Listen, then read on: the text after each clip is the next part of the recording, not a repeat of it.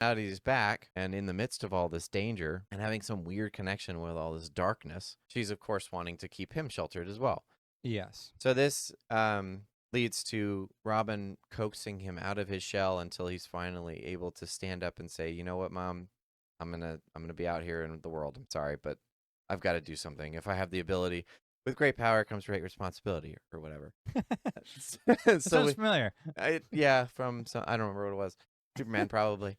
Um, so that is going on with the arc. So that leads to Mike and Will having a couple of discussions about that as well. And I'm trying to remember how that sequence went to make sure that I'm staying in order.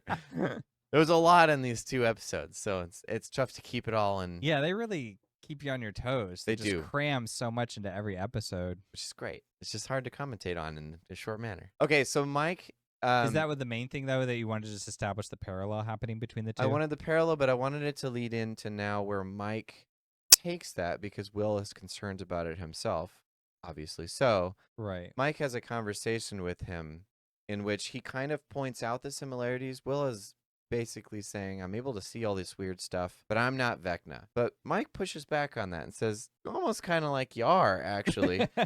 So, but that's not a bad thing because you're not like trying to invade people's mind. You don't like have these evil intentions that Vecna does. right. So he presents it in a way that it's like maybe this is a good thing. Maybe it's not something you should ignore. Like it is there, which seems to be a Right. common theme with this season. Maybe it's something that you should explore Yeah. with your good intention, and Right. it's done in a very respectful, nice way, as Mike would. And this is one Yeah. of the things we like so much about him in this season, is that he's taken on this leadership role so well to be able to be the bridge between the overprotective mother, the very doubtful Will, and then take all those things and then this clear reality and take those things to be able to like hand it back to Will and say, "No, you have agency over this thing. You should exercise that and Hmm. be able to use this, harness this thing rather than be afraid of it," Yeah. which is what Robin kind of started. Yeah, and I like how he frames it, and Will kind of wants to dismiss it and like, "Oh, but that's like D&D." And he's like, "Well, yeah, but like in real life it's kind of like this." And so he just makes this very simple parallel between the Hmm. two and then kind of lets him solve the rest. And like Mike doesn't really know, he doesn't really have the answers, but he's very good by following his instincts as well Right. and knowing that like I'm good at this stuff of figuring out like where's the right question to ask, Sure. because that's what he does with Nancy in episode 2, I think it was, in the hospital, Oh yeah. where he starts to interrogate the idea of like, okay, this Mr. What's It, we should try to figure out who that is. And Nancy's like, well, that's just like a waste of time. And he's like, well, hold on, like maybe it's not a waste of time, like I don't know how it's purposeful, how it pertains yet, but it is interesting that Sure. what Mr. Watson comes to Holly, tells her that there's monsters and stuff, and then she gets attacked by a monster that same day. Yeah. Like that's really weird coincidence. And like Lucas said, there's no such thing as coincidence anymore. He doesn't believe in that. So he's kind of like, It's again, something. It's a good starting point. We might as well just do it. yeah, that kind of like dungeon mastery. Like I see the whole picture. I don't Mm. know how everything fits together yet, but like, oh, everybody, look over here. Look at this question. Right. And Roll you can for even, discovery. yeah, yeah, roll, yeah, yeah, roll too. Exactly. But he and you see it, I think, kind of crescendo at the end scene. This huge battle breaks out, and we'll provide context for that in a moment. But in this huge battle, it's him who steps up to the plate to like protect the kids and Will and Joyce. And he's like, okay, everybody, like eyes on me, like follow me, and then like we're gonna go and do this. And so it's like this really chaotic, super dangerous situation. And it's like if they panic, they're just gonna scatter and then they're gonna get Right. killed. So he's like, okay, let's keep everybody to group, stay behind me, follow me, and then he texts in like a couple times. It's just, again, it's such a great aspect to see his character just like, this is what I'm good at. This is Yeah. what I can do really well. Because Mike doesn't have. I think in the last season they explored how there was a bit of like he was starting to feel insecure because he's like, Al has all these powers and stuff and I don't. Right. I feel like such a loser. Like she should be with somebody like way cooler than me. And then now he's kind of like, well, here's the things that I do have to give, Right. and she's happy with me, so I'm gonna be happy about that. And he fills it in. I mean, one of the things that I learned at a previous job was in those type of situations, those real kinetic, dangerous situations, better to just, like you were saying, to prevent the panic, is just Yeah. to make a decision. If Yeah. you're too locked into which one's the right decision, you won't make any, and then you'll fail. Right. The point is to like go, and so he's constantly in there just making those decisions, like you were saying, herding them together, and just we're just gonna go somewhere. We got to Right. get out of this situation. We just need to move. So like I'm just gonna lead, follow, and then Yeah. like let's just do that. Right. And it's great to see that he's like calm under that stress, because that is what a leader needs to be. Right. And so, like you said, when he's looking at everything, he's like, I'm not skilled in any one of these areas, but I know how to make sure to use the tools appropriately. I can point you in the right direction. Yeah. Like, you take care of this, you do that. I'll go this way and just follow behind me, etc. Yeah. So it's really like I said, Mike is great this season. Yeah. If you haven't caught on, fantastic. Okay, I got sidetracked on Mike again. that's all right. Such a great character, He though. did yeah, they really nailed him this time. I was kind of miserable with him in the last season or two. I was just like, he's not really doing He's stumbling anything. around a bit. Yeah, it was Like, just kind of this tween stage, and now Finally it's like, took a stand. It was great. all right. Okay, so where do you want to go now?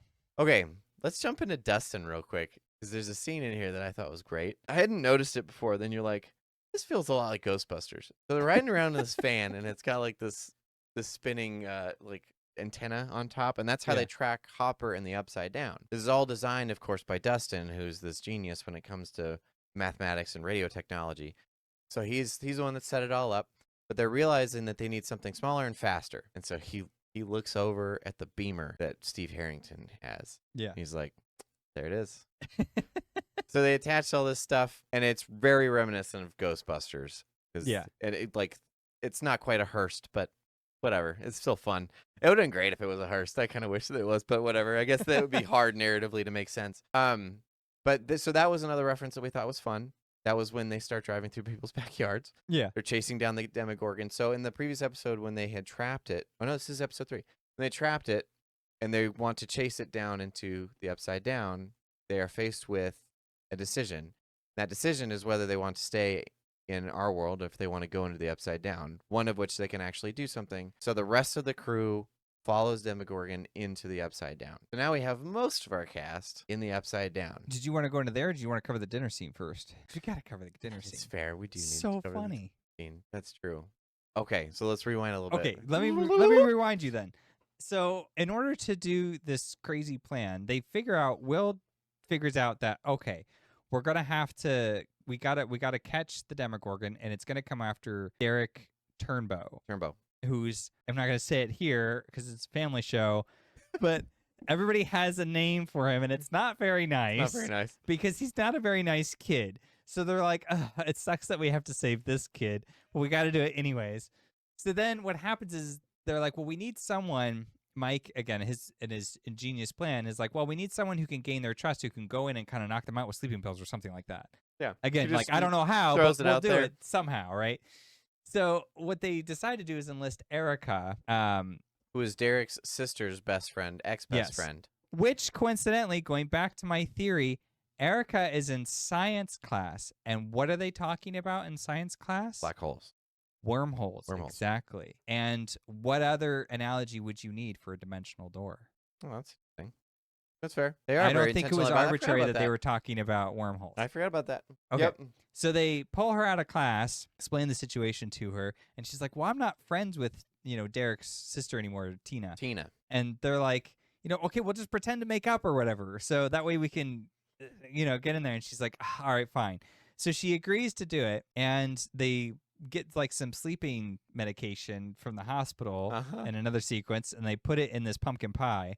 And then she brings it over. And like when she opens the door, Tina's there. And Erica has like these fake tears. And she's like, yeah. I'm just so sorry. Worked it up like a psycho little sister. It's just It's so great. I brought you pie, and I'm so sorry it happened that way. Which is like, so Tina hugs her, accepts that apology Right. without question. Right. And then they go, Sit down at dinner. they have dinner, they're eating this pie, and this whole sequence is just hilarious. Because the dad's over there like, oh, there's something different about this pie. And she's like, Rosemary. or Rosemary. nutmeg. Nutmeg. Yeah, nutmeg. Sure. That's what it was. He's such an idiot. And he's slurring over his words. And then Derek's like, Dad's wasted again. And then the parents are eating the pie, and then they get all loopy, and then they collapse, right?